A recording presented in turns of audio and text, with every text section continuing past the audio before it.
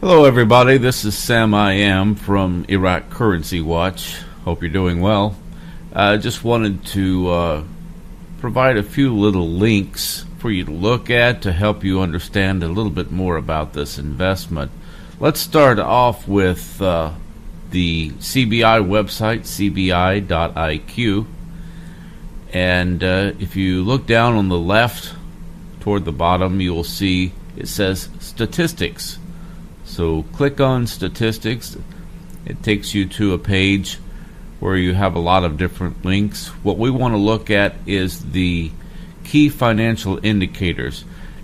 Now that's going to open up an Excel spreadsheet, so you'll either need Microsoft Excel or you'll need to download the free version of OpenOffice, which will give you the ability to view Excel spreadsheets. But this is going to open up an accounting from the CBI of their money supply. You'll see M1, M2 down somewhere around line 85. It's 85 as of the time of this recording. Those change around from time to time depending on how they arrange this statement, but it's somewhere between 70 and 90, 95, somewhere around there. You'll find the money supply, M1 and M2. Now, if you will look at the figure for December of 2015, because as of now, that's the last one that's in white. The rest are in yellow, which means those are tentative numbers. They're still analyzing all of the data. So in December of 2015, the M1 money supply was 65,435 dinar. Now this is, as you see right above it, it says money supply end of period in billions of Iraqi dinars. So 65,000 means 65,000 billion, or 65 trillion. So when you read this, 65,435, that means 65 trillion 435 billion in Iraqi dinars, in billions of Iraqi dinars. So this is not including US dollars, as I think Stryker has suggested. No, their money supply does not include U.S. dollars. This is all Iraqi dinars. 65 trillion 435 billion as of December 2015.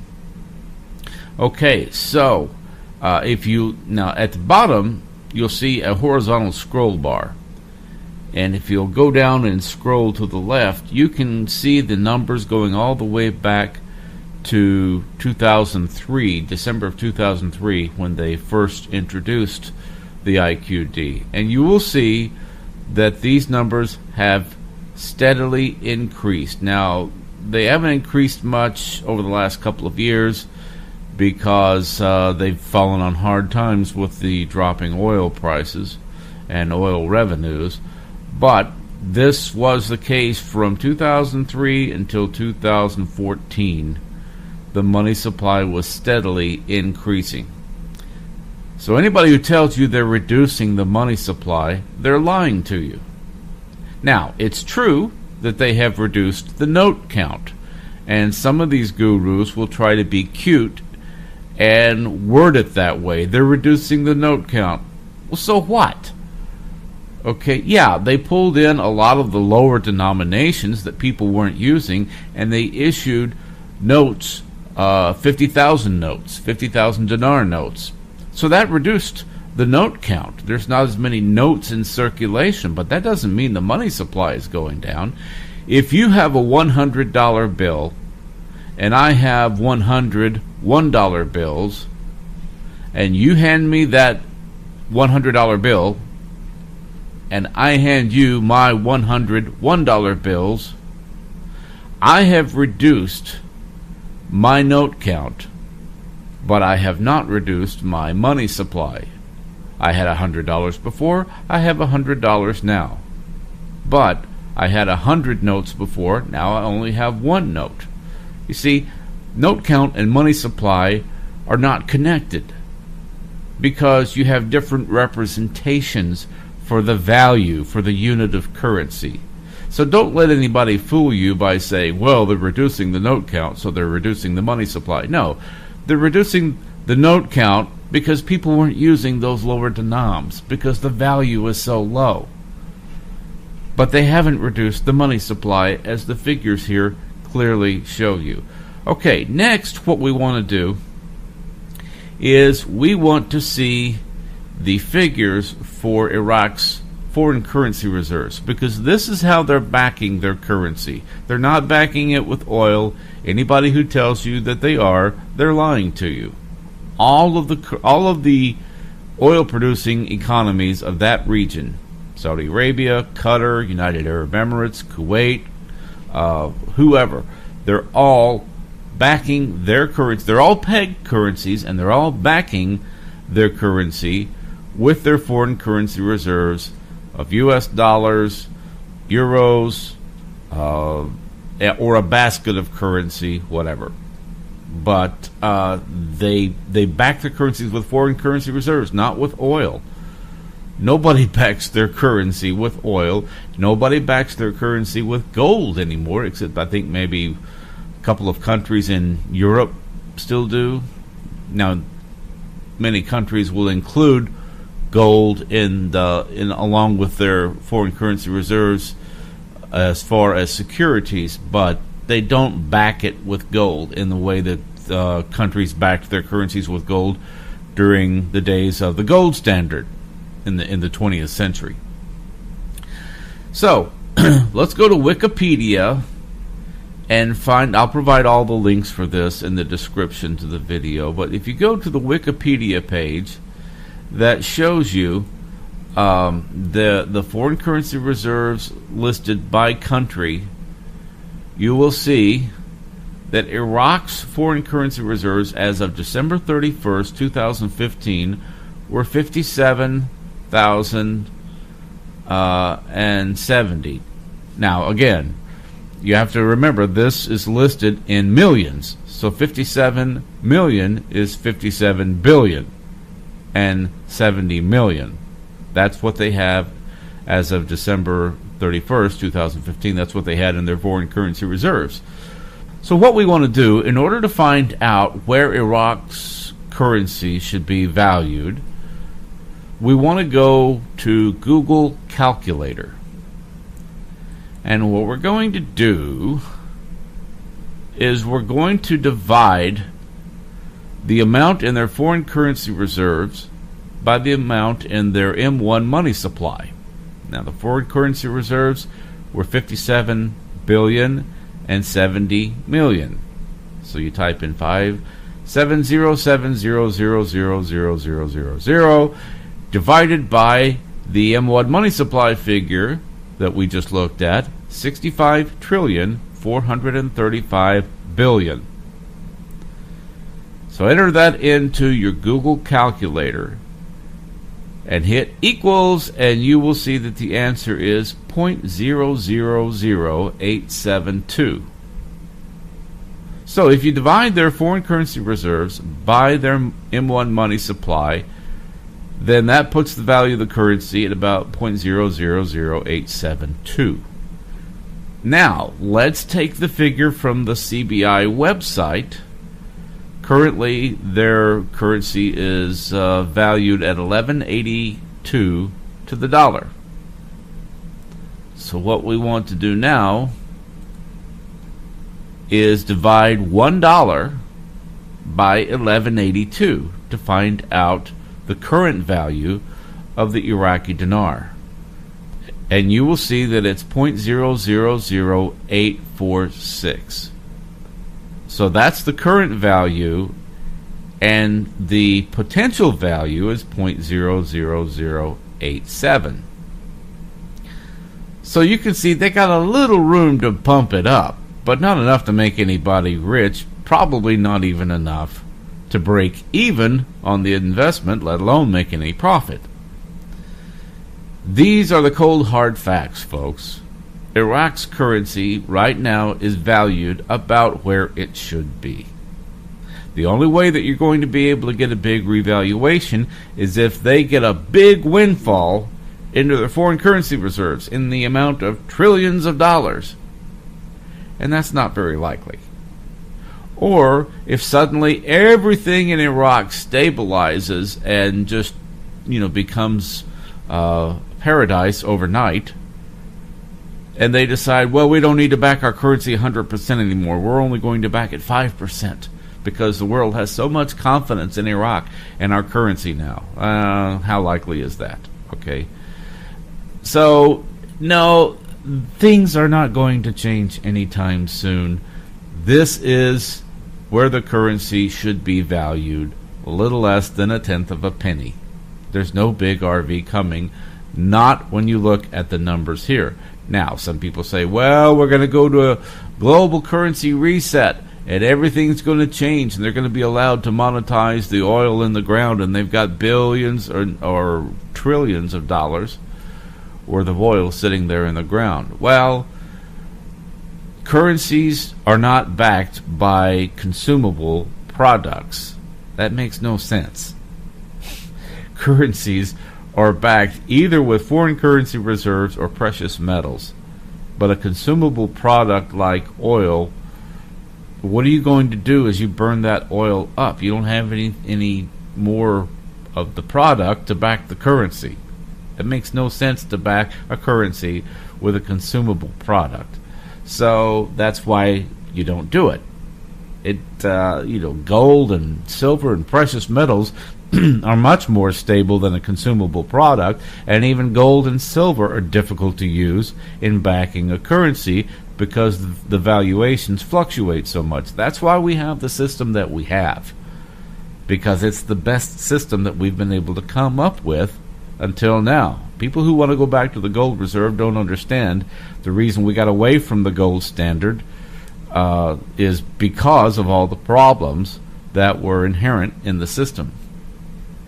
Okay, so that's the money supply stuff. Now, you'll hear people sometimes talk about, well, Iraq said that they want an RV to $1.13, and then they're going to bump it on up to $3.20 or so.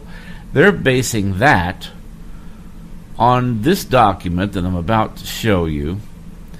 Like I said, all of the links are going to be provided in the description. But here on the website for the Ministry of Planning, you will see this feasibility study. Now, I've highlighted the two crucial lines in this study. One says, look toward the bottom, and it says, estimate the amended exchange rate of the Iraqi dinar to be used in technical and economic feasibility studies and for $1.13 per dinar. This price should be approved for 3 years, blah, blah, blah. Okay. This is where they get that $1.13 figure. And then they say they're eventually going to bump it up to $3.20. If you look at the top where I've got that highlighted, it says the dinar for less, that they're calling for assessing the dinar for less than $3.20, and then it says official exchange rate. The IQD's value has never been $3.20. That's never been the official exchange rate for the IQD. It's never been worth even 1/10 of a penny since it was introduced. So how can they say that this is the official exchange rate of the dinar? This is the old dinar from the Saddam Hussein era. And I'm about to prove that to you. If you go up to the top, you'll see where it says planning budget. Click that, and it will take you to another page, and it says regulations number 1 for the year of 1984 and its amendment for the year of 1990. That shows you that this report was from the 80s, and then it was amended in 1990. See, Saddam's dinar was overvalued, grossly overvalued, and this is why they were recommending reducing the value from $3.20 down to $1.13, and then they said in 3 years we're going to reassess the valuation to see if that's justifiable. But there's nothing in here about the Coalition Provisional Authority. There's nothing in here about the IQD. There's nothing in here about any of the modern conditions in Iraq. This is from the Saddam Hussein era. Now, the line that I have underlined, the link that I have underlined down here, says the exchange rate of foreign currency in economic feasibility studies. That link will take you to the first page that we looked at with the $1.13 and $3.20 valuations.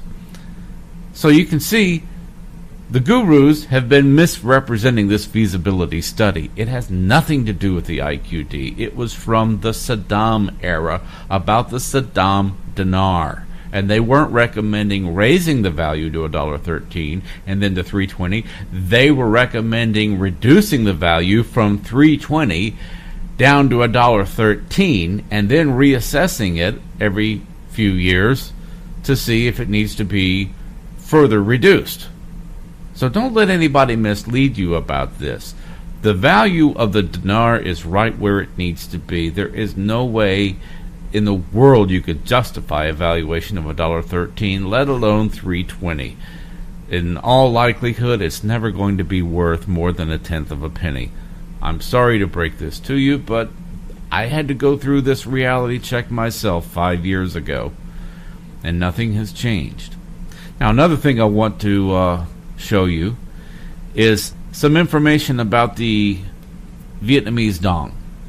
You will hear people from time to time say, yes, the dong is ready to go. The dong is ready to be revalued. They're going to raise the value of the dong. China's on board, or China's, willing to allow it, or whatever conditions. That's all nonsense. Okay? China doesn't have anything to do with the value of Vietnam's currency, and Vietnam has no intention of revaluing their currency, and I'm about to show you evidence of that. Right here, this is WikiInvest. This is where people post different articles from the investment world. And it says the government has pushed to lower the value of the dong in the hopes of pushing up exports and fostering export-oriented economic growth. So this is the policy of the government of Vietnam. They want the dong's value to slowly be devalued, to have the value slightly, incrementally lowered from time to time, because that helps them develop their exports, because it's cheaper to do business with them, right? It's cheaper to buy their products if their currency loses value. And here is a chart to show you that this is exactly what they're doing. You can find this, I've got the link to the chart, but you can see since 2012 there's been a steady decline in the value of the dong. This is their policy. This is not me saying this. This is Vietnam saying this. We want the dong's value to slowly devalue so that it's cheaper to do. Now, they can't do it too quickly, or that could throw them into hyperinflation. But it's very tightly managed and monitored to make sure that it helps them develop their exports without throwing their currency into hyperinflation. So those are the cold hard facts about the Vietnamese dong. It isn't going to revalue. They don't want it to revalue. They want it to devalue. They want it to go down slowly, incrementally, to keep their exports growing. And it works. It's worked very well for them. Their economy over the past 10, 12 years has tripled in value, their GDP. So these are just a few little things that you're not going to hear from the gurus, because this would hurt their bottom line. If people knew the facts, as I've just pointed them out to you, they would lose heart. Just like I lost heart, just like many other people. Probably tens of thousands, hundreds of thousands of people over the last 5 years have gotten an education on how this works, and they have decided, okay, I got fooled. This thing isn't going to happen. I'm going to move on to something else. There's a few stragglers. There's a few people, for whatever reason, haven't had access to this information yet. So I was thinking maybe if I put a video out there on YouTube, then people will find the information and then they'll understand. Okay? So thanks for watching. We'll see you in the next podcast.